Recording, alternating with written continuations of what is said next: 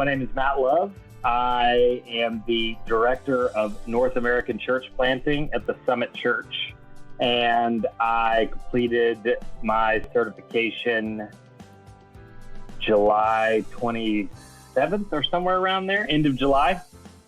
From a learning standpoint, the discussion or using it with another person, I definitely am a learn by doing person. And so also just having a lot of other high capacity leaders that are learning. And so they're good coaches, they're good people developers.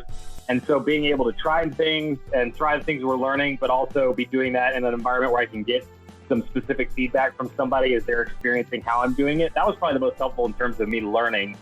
And I mean, the general content was good also, but that was probably the most helpful. And then in terms of what was most helpful for what I think will be most helpful for my use of it, was maybe just diving a little bit more into helpful language to use with it. I think with all assessment tools, there are ways of talking about it that help people and ways of talking about it that hinder people.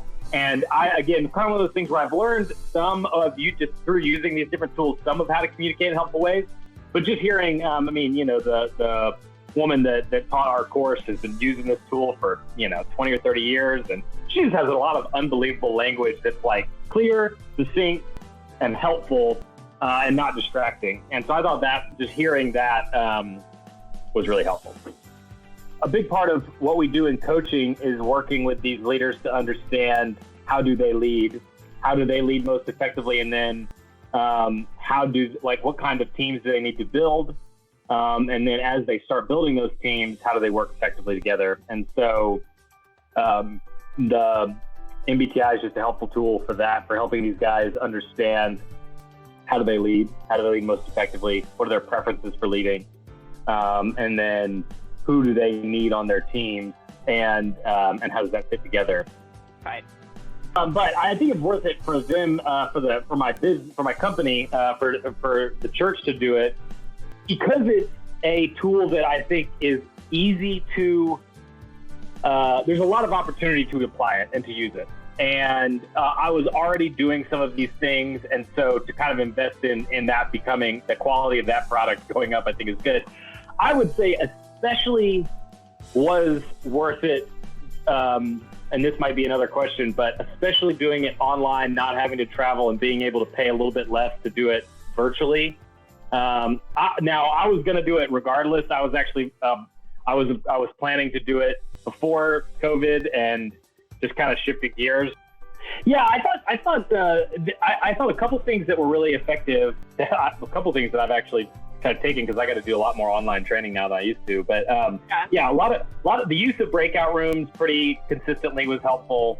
And then mixing up 2s and 3s or one and 2 people, like one-on-one versus little groups, that was good. And then I thought having someone specifically on the call whose job was to manage the technology was very smart, because I feel like that's where a lot of these things go haywire, is if anything's messed up and the person that's supposed to be doing the training is having to think about the technology. So there was just somebody on the call that was thinking about all that, prepping breakout rooms. And so I felt like it ran really smoothly. Obviously, in person would have been awesome to go out and, hang out or grab a drink and get to know people a little bit more informally.